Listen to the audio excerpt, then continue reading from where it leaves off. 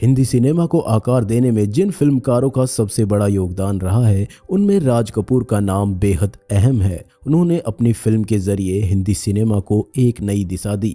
राज कपूर की फिल्में अपने बेहतरीन संगीत और सामाजिक संदेश के लिए जानी जाती रहीं। अभिनय राज कपूर के खून में बसा था, मगर क्या आप जानते हैं कि अनाड़ी, आवारा और छलिया से शोमैन बनने तक का सफर आसान नहीं था। पिता पृथ्वीराज कपूर चाहते तो राज कपूर को कहीं भी आसानी से ब्रेक मिल सकता था, पर उन्होंने राज कपूर को अपने दम पर कुछ करने की नसीहत दी। बाद में राज कपूर ने इंडस्ट्री में अपने करियर की शुरुआत एक क्लैपर बॉय के तौर पर की। और क्या आप जानते हैं कि कौन था वो शख्स जिसने इतनी बड़ी शख्सियत को भरे सेट पर मार दिया था तमाचा? और भी बहुत कुछ बताएंगे, तो बने रहिए हमारे साथ। नमस्कार, मेरा नाम है दीपक बिच्छल और आप देख रहे हैं बॉम्बे की बात। राज कपूर के निजी जीवन और फिल्मी सफर के ना जाने ऐसे कितने किस्से हैं जिनके बारे में शायद आप कम ही जानते होंगे।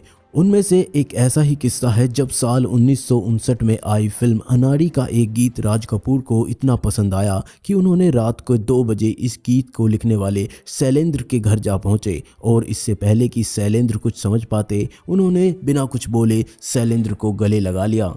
16 जनवरी 1959 इस तारीख को भारतीय सिनेमा की एक बहुत ही शानदार फिल्म रिलीज हुई थी। फिल्म के मुख्य हीरो थे राज कपूर और फिल्म का नाम था अनाड़ी। जी हाँ, वही अनाड़ी जिसके गीतों की धुन पर लोग आज भी खुशी से झूम उठते हैं। शंकर जयकिशन के संगीत और शैलेंद्र के शब्दों को मुकेश जी ने और लता जी ने अपनी आवाज में अमर बना दिया। वैसे तो बात गौर करने वाली यह भी है कि अनाड़ी फिल्म के 7 गाने वाले म्यूजिक एल्बम में जहाँ 5 गीत शैलेंद्र ने लिखे थे, तो वहीं 2 गीत हसरत जयपुरी ने भी लिखे थे। उस दिन अनाड़ी फिल्म के गीत सब कुछ सीखा हमने ना सीखी होशियारी की रिकॉर्डिंग हो रही थी। खुद ही मर मिटने की ये जिद है हमारी। रिकॉर्डिंग रूम में सभी लोग मौजूद थे। मुकेश जी अपने खूबसूरत अंदाज में गीत गा रहे थे। शंकर जयकिशन ने अपने हुनर को एक बड़ी ही प्यारी धुन में इस गीत के लिए तैयार किया था। खुद राज कपूर इस गीत की रिकॉर्डिंग के वक्त स्टूडियो में आए थे, लेकिन गीत लिखने वाले शैलेंद्र वहां मौजूद नहीं थे। जबकि इससे पहले कभी ऐसा नहीं हुआ था कि शैलेंद्र अपने किसी गीत की रिकॉर्डिंग के वक्त स्टूडियो में मौजूद ना रहे हों, पर ना जाने किस वजह से शैलेंद्र उस दिन स्टूडियो नहीं आ सके थे।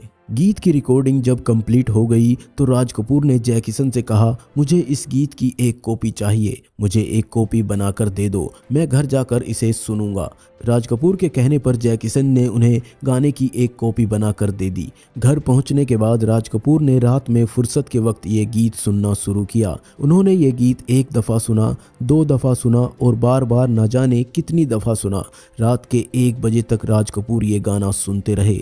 इस गीत की पोएट्री राज कपूर को इतनी ज़्यादा पसंद आई कि वो इस गाने की फिलोसफी से इतना एक्साइटेड हुए कि उन्हें वक्त का कोई होश नहीं रहा। रात के 2 बजे उन्होंने अपनी गाड़ी निकाली और वो विले पार्ले में मौजूद शैलेंद्र के घर की तरफ चल दिए। जिस वक्त राज कपूर शैलेंद्र जी के घर के सामने पहुंचे थे, उस वक्त घर की सारी लाइटें बंद थी। जाहिर है इतनी रात के वक्त घर में मौजूद हर इंसान सो रहा होगा, पर राज कपूर तो शैलेंद्र से मिलने के लिए उतावले हो रहे थे। सो उन्होंने ना तो समय की परवाह की और ना ही किसी की नींद की। वो शैलेंद्र के घर की बैल बजाने लगे। कुछ देर बाद नौकर ने दरवाजा खोला और इतनी रात को राज कपूर को देखकर वो घबरा गया। उसे लगा कि शायद कोई अनहोनी हो गई है। नौकर भागकर शैलेंद्र को जगाने चला गया। शैलेंद्र जी को जब पता चला कि राज कपूर इस वक्त आए हैं तो उन्हें भी यही लगा कि शायद कोई बड़ी बात है। शैलेंद्र राज कपूर के पास आए और बोले, सब खैरियत तो है ना, इतनी रात को कैसे आना हुआ? राज कपूर ने शैलेंद्र के सवाल का कोई जवाब नहीं दिया। वो शैलेंद्र के नज़दीक आए और उन्हें कसकर गले लगा लिया। शैलेंद्र को अब भी समझ नहीं आया था कि आखिर माजरा क्या है। थोड़ी देर बाद जब राज कपूर का खुमार कुछ कम हुआ तो शैलेंद्र ने देखा कि उनकी आंखें भर आई हैं। शैलेंद्र ने उनसे कहा कि भाई बताओ तो सही, क्या बात है? राज कपूर के मुंह से बस इतना ही निकल पाया, शैलेंद्र मेरे भाई क्या गाना लिखा है तुमने? जब से स्टूडियो से घर पहुंचा हूं इसी गाने को सुन रहा हूं, मैं खुद पर काबू नहीं कर पाया, इसलिए इसी वक्त तुम्हें गले लगाने के लिए चला आया। तो ये तो हुई राज कपूर के एक किस्से की बात। अब आते हैं उनके दूसरे किस्से पर, जब उन्हें भरे सेट पर मार दिया गया था एक थप्पड़। दरअसल पृथ्वीराज कपूर अपने सिद्धांतों के पक्के व्यक्तियों में से एक थे। उन्होंने एक बार उनसे साफ कह दिया था कि नीचे से शुरुआत करोगे तो बहुत ऊपर तक जाओगे। बस फिर क्या था, राज कपूर को पिता की यह सीख काम आई। राज कपूर ने अपने पिता पृथ्वीराज कपूर के कहने पर इंडस्ट्री में अपने कैरियर की शुरुआत की और वो क्लैपर बॉय के तौर पर फिल्म लाइन में उतरे। ऐसे ही एक फिल्म की शूटिंग के दौरान उनके साथ ये थप्पड़ वाला वाक्य हुआ। दरअसल यह फिल्म केदार शर्मा डायरेक्ट कर रहे थे। केदार शर्मा उस समय के मशहूर निर्देशक हुआ करते थे। एक दिन फिल्म के शॉट के दौरान राज कपूर ने क्लैप को इतनी जोर से टकराया कि फिल्म का सीन निभा रहे अभिनेता की नकली दाढ़ी क्लैप में फंसकर बाहर आ गई। जिस बात से नाराज होकर केदार शर्मा ने गुस्से में आकर सबके सामने राज कपूर को जोरदार थप्पड़ मार दिया। वो कंपोज कर रहा था, क्लैप खोली, हवा से दाढ़ी आ गई, वो फॉल्स दाढ़ी लगी हुई थी, वो आ गई क्लैप में, वो भी नहीं देखी, ऐसे बजाई और बजा के दाढ़ी ले गया। और वो बादशाह जो प्ले कर रहा था उसे कहा कैसे डायलॉग बोलूँ, मेरी तो दाढ़ी चली गई। तब मेरा गुस्सा बहुत ज़्यादा गुस्सा आ गया मुझे, उस ज़माने में आता था। तो मैंने उसे कहा जरा इधर बात सुन। तो इसको पता नहीं था मैं क्या करूँगा, ये मेरे पास आया, मैंने इतने ज़ोर से एक चांटा मारा इसको।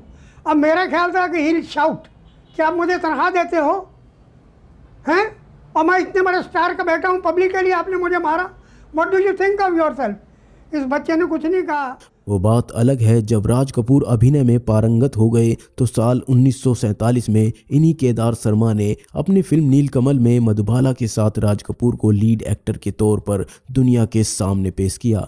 राज कपूर ने 1949 में बरसात, श्री 420, जागते रहो के साथ साथ 1970 में मेरा नाम जोकर फिल्म देकर सबके दिलों पर राज किया।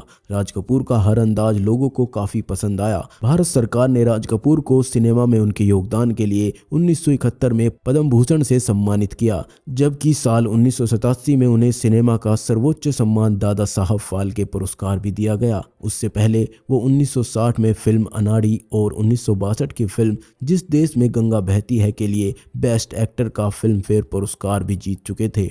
2 मई 1988 को दादा साहब फाल्के पुरस्कार के दौरान राज कपूर को अचानक दिल का दौरा पड़ गया और वो वहीं बेहोश होकर गिर पड़े। 1 महीने तक जिंदगी और मौत की लड़ाई लड़ते हुए 2 जून 1988 को वो जिंदगी की जंग हार गए और उन्होंने फिल्म जगत को अलविदा कह दिया।